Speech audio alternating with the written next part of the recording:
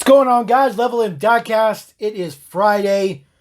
That means we get to do a little bit of a fun video, but it's always a fun video on the channel, right? We always have a good time here, talking about cars, talking about diecast. Today we're doing a little bit of a cool setup.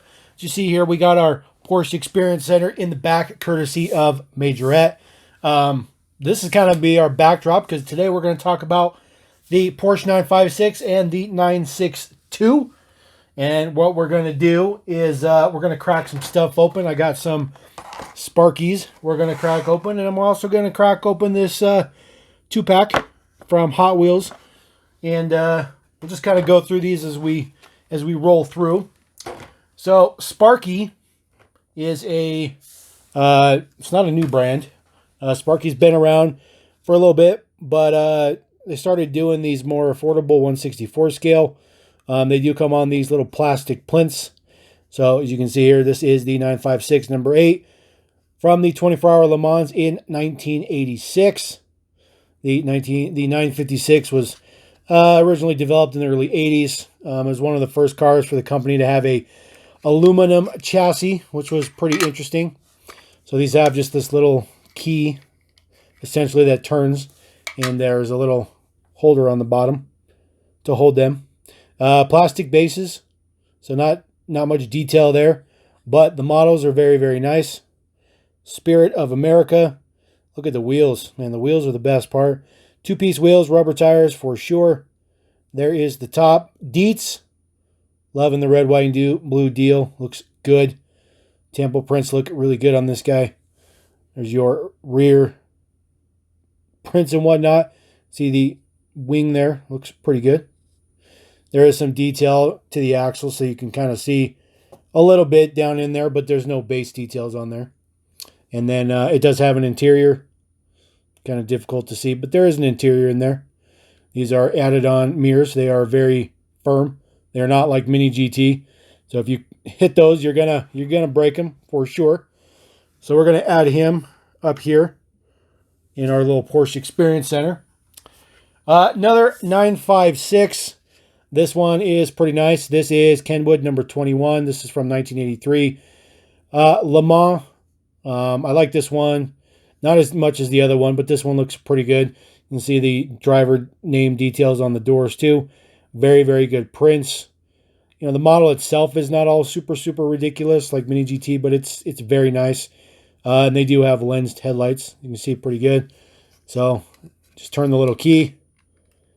Model comes right off. 2 little holes to keep it from being turned around in there. I don't particularly need to keep these, but I do, just so I could kind of remember what they are. So Michael Andretti drove this. Michael and Mario Andretti as well. We're going to add him up there. Looking pretty good. I know it's kind of hard to see up there, guys. Don't worry. We're gonna keep rolling. We got another one here. So this was the first 3 released from Sparky. Porsche 956. This is number 18. This is from the 83 Le Mans. And Boss Deco. Boss Men's Fashion. Looks pretty good. The Tampa prints look really good. They actually really coheve well together from the top to the sides. This is not... this doesn't look like standard Tampa printing. This might be hydroforming. It's very difficult to tell. I'm not an expert in that field, but you know, it looks good. It looks good, so it doesn't really matter. We'll get this guy off his little plinth here. Dietz on there. J. Lassig and Plankenhorn. Yeah, these guys are literally before my time. Take a look at this guy real quick. You know, those Tampa prints look really good. I really like this model a lot. You guys know I'm a big Porsche guy. I love Porsche. And I love race cars. So it's kind of a good fit, I guess you could say. Take a little bit of break here. So this is the 956 from Maisto. Mega Masters. Predates. But this casting is not all that great. As far as like the proportions of what the Porsche is. But quality and stuff for the price of this back in the day was very, very good. So just want to show this off. I do have this entire set carded, so I am not going to crack this guy open. So he will stay carded, but there he is there, hiding in the back, just chilling. But I wanted to show that off, get another brand in here, because it's pretty much Hot Wheels and Sparky. I mean, the 962 and 956 is, you know, they're pretty popular. This is one of the newest releases right here from Sparky. This is the number 14 24-hour Le Mans from 1985 in Canon Deco.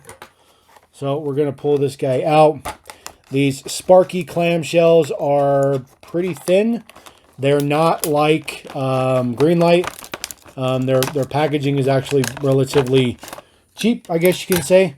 And typically what happens with a lot of these is the little plinth will actually come up from the little notches. And the car will actually be sitting in there. Kind of like this in the package. So then you kind of have to open it. So it's a little unfortunate. So we got our guy out here. Take a look at him. Number 14, like I said. Looking pretty good. It's the exact same casting as we've been looking at. Just a new deco. I think this deco is pretty good, though. Really good, actually. I actually like this deco a lot. Pull him off his little deal there. A lot of detail on the front there. Got your windshield wiper. Looking pretty good. A lot of brands on there. When we get to the 962, we'll compare, and I'll show you what's different between the 956 and the 962. So this guy looks pretty good. Still has the same detail for the axle back there. Some of these don't roll that well, but for the most part they do. They definitely roll better than Greenlights, I will tell you that. You guys know Greenlights don't roll all that well. We'll throw him up there. Have a little bit of a Porsche party going on. This one is pretty interesting because this is decoed up with Skull Bandit. That is a tobacco product, chewing tobacco. I think that, you know, it's kind of hard for some of these. And when we get to the next one, we'll kind of go on branding. You know, when it comes to race cars, I don't think it really matters if it's alcohol or tobacco or whatever. If that's what the sponsor was, that's what the sponsor was. And I know that a lot of people get weary putting tobacco or alcohol products on a toy, but this is not designed or marketed to be a toy. Yes, you can play with these if you really wanted to. They're not ultra fragile, but they are definitely not meant to be played with. They are 100% meant to be displayed and shown off and cared for, and basically live their life in a plexiglass case. So this is the third Le Mans, 1984, looking good. Again, 1984 is a good year. Got that Skull Bandit right there on the hood. Looks pretty good. So this is really good tampo print. You can see it floats around the fender there. Looks pretty good. You know, there's no opening features on these in case you guys haven't gathered that already. It's just like Mini GT. I mean, these are meant to be display pieces entirely. No ifs, ands, or buts about it. I really like this one a lot. Looks pretty good. The center part of the wing is plastic.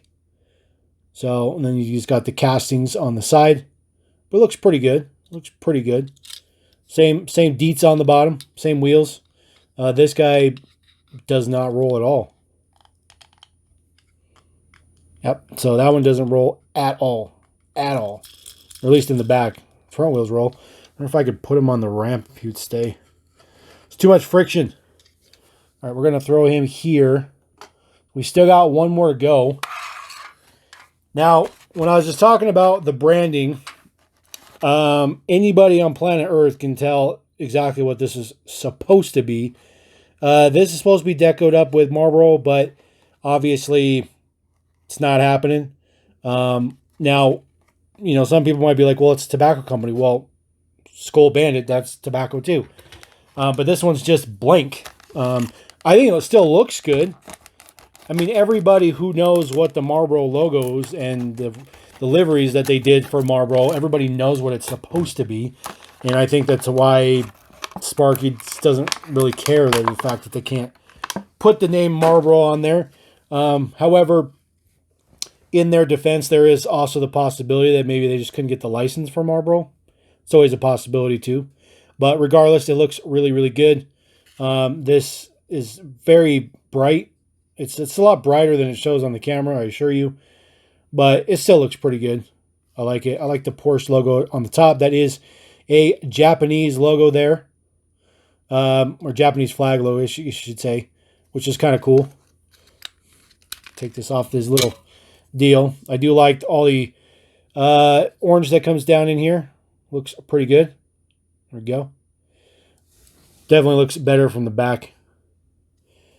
They do have the inside of the or the back side of the mirrors printed up for reflection, so there's detail in there. But it's, you know, these are definitely not mini GT level for sure. But these are still very, very good, very, very good models as well. So now we're gonna have to stretch this out a little bit so I can squeeze him in there, because it's been all 956 thus far. We got that whole 956 going up there. Now, 962. Now, the 962 is quite different from the 956. A lot of people might think that these are the same race cars, and they're completely not. This was the original release of this casting in the original car culture. That's why the Tampo print is pretty minimum, pretty basic. Not a whole lot of Tampo going on there, but does have, you know, diecast base, row riders, all that good stuff. This was when the car culture was on the normal size cards, the same cards as the main lines before they got to the big cards.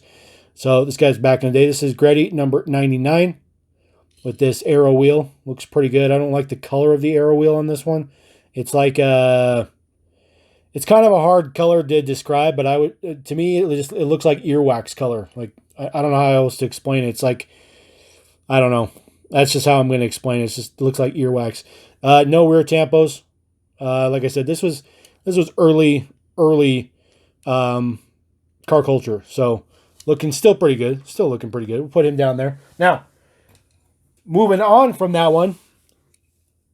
This will show you the leaps and bounds it went. So this is the 962 from Retro Entertainment, a newer release of Retro Entertainment. This was sold with the Gran Turismo card. This came in, I believe this came in the same mix as the black 787B, which is a fantastic model from Hot Wheels as well. This one looks really good with these arrow wheels, but just in white. This guy has full Tampo print all over. Looking very, very good. Obviously, there's no lensed headlights on this casting, but they printed it on there. Looks pretty good. They even got the windshield banner in there, looking pretty nice. Looking at the back, there we go. Got taillight print on there. Looks very, very good. It's unfortunately that the wing is solid, but I mean it's a pretty small area in there.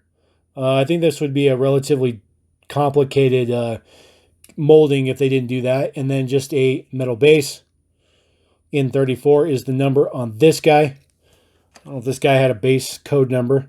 So he has a stamped, looks like a K14. So that'll show you the guy's from pretty long time ago. Pretty long time ago.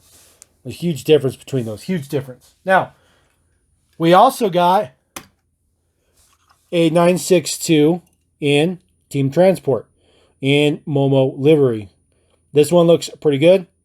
Do like the red and yellow. Looks very, very nice. Don't particularly like these GT wheels on this model. I like the fact that they're black. I just don't like this wheel design on this particular model. But it's definitely a different, different flavor than the Aero wheel. So not too bad. Full Tampo on this guy as well, because this was modern day stuff. Looking pretty nice. Look at his base code, L26. And yes, it was Team Transport, so that's the hauler you got. This is the Fleet Flyer, I believe. Yep, the Fleet Flyer. So, just pops down, throw them in the back. There you go. I wish there would have been a Porsche logo on the side here somewhere. I really think they missed the mark. They should have put a Porsche logo on here somewhere. But they didn't, unfortunately. So what we're going to do, We're actually going to back our transporter up right there. We're going to move this guy over. We're going to put our original Greddy up in there to be worked on. We'll put the Momo here, and we'll put this other 962 right there. Now, we're going to get to the money shot. We're going to crack these guys open. Now, I originally was waiting to crack this open because this is the second time we've seen this deco. This originally debuted in Circuit Legends, Car Culture. Definitely, the better versions of Car Culture. It's when they moved to the bigger card, got more tampo print and all that good stuff. But this Valvoline one is a brand new deco. Now, shockingly, I didn't actually have this Advan one.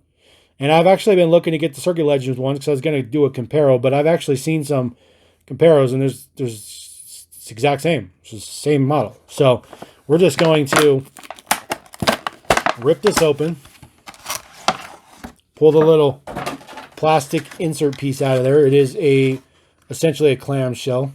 Kind of opens up like that. We'll pull our Valvoline out. We'll pull our Advan out.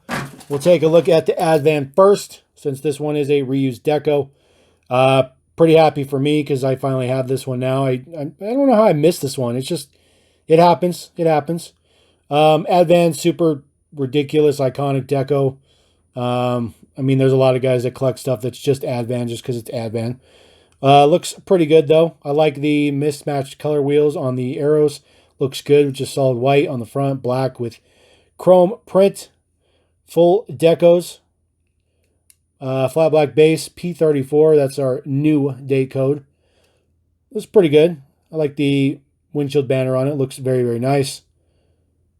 Very good print. Very good print. It's, I believe this is like this is a type of hydroform printing, I believe. Please correct me if I'm wrong, but I'm fairly certain it's essentially hydroformed. If you guys don't know what hydroforming is, it's when they lay a medium essentially in water, and they basically dump it into the water, and the water forms the print to whatever item you're going to do. It's actually a pretty popular form of printing. It's actually really nice. It's definitely useful for very complicated surfaces like this. So it's actually pretty cool. Not too bad. You got a pretty good race assortment going on here. Looking pretty good. But this is the one that I was most excited for. Not because it's new, but because the wheels. I think that is fan-flippin-tastic. That is so good. These wheels look so good on this car. This looks so much more race car. I mean, these are like super race car, right? But this is perfect race car for Hot Wheels. Looking excellent. Love the big Porsche on the wing. Number 8, Valvoline. Looking good. Very smooth. I love this. I just love this premium stuff, man. It's just so good. Just everything just lines up so good. Looks ridiculously awesome. Rear tampo prints, because of course there is. Matte black base as well. Looking very, very good. Looking at the deets on the other side as well. Bilstein, Valvoline, Porsche. Man, that one's good. That one's really good. It just barely fits in there. Barely fits in there. So there we go. That is the 956 962 party. But I didn't forget. I wanted you to take this guys in for just a second. I did tell you we were going to talk a little bit about the differences between the 956 and the 962. And we'll just go over that real quick. So as you look at the sides here, essentially the designs were the same. I might have to use the Greddy. This guy has the least amount of tampo print on him. Yeah, we use the Greddy. So they're essentially the same chassis, same basic aero design. However, the doors are different. The vents are different. The essential, I believe even the track width between the sets of tires is also different as well. Canopies are different as well. And then the front ends are different as well. It's a little difficult to show with the Hot Wheels because the Hot Wheels is not ultra realistic. It's not really designed to be ultra realistic. The 962 was more of a evolution of the 956. It wasn't necessarily a ground up brand new car. A lot of times you'll see the 962 released, referred to as the 962C for Group C racing, and it's a different configuration, but that's what most people recognize it as. This type of racing is obviously not quite as popular as it was in the 80s and 90s. I feel like Le Mans is definitely not as popular nowadays, but unfortunately I really like it. I think it's the best kind of racing, but just my opinion. It doesn't show here on the models here, but the wings were also a much different height between the two of them. And then, of course, Hot Wheels is not going to have any details on the base. This guy has minimal details on the base, but they're definitely not the same model. They're definitely not the same chassis, or not the same body style or anything like that. But to anybody who's not a race car guy, or anybody who doesn't really care about cars, they're not going to see the monumental amount of differences between the 956 and the 962. But that's okay. It's okay. I'm not a Porsche expert, but I love Porsche, and I do try to do my best to at least know something about Porsche. I have a massive collection of them. If I could afford one in real life, I'd have a real Porsche, but unfortunately, I can't quite afford a real one. But I have the next best thing with my SRT. So, anyways, we're gonna roll out. Hope you guys appreciated me blabbing about Porsches. Hope you guys like the 956. Hope you guys like the 962. I believe this is all the 962s released to date. Hopefully, but I will not claim that, because I'm not a Hot Wheels guy. I tend to forget about a release here or there. So, anyways, hope you guys like that. Don't forget to subscribe. Don't forget to come back to the channel. Hope you guys enjoy your weekend. I got a bunch of videos planned. We're gonna get some stuff knocked out, but I wanted to have a little fun today with some Porsches. So until next time, Level and Diecast saying, peace!